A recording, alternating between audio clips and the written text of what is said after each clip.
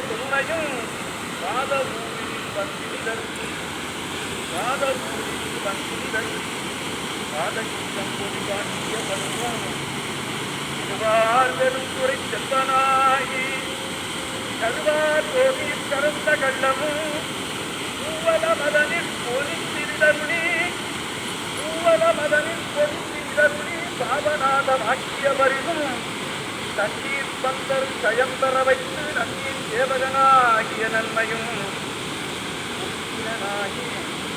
வெற்றாடனில் அங்கிருந்த கொள்கையும் பட்டமங்கையில் பாங்காயிருந்தங்கு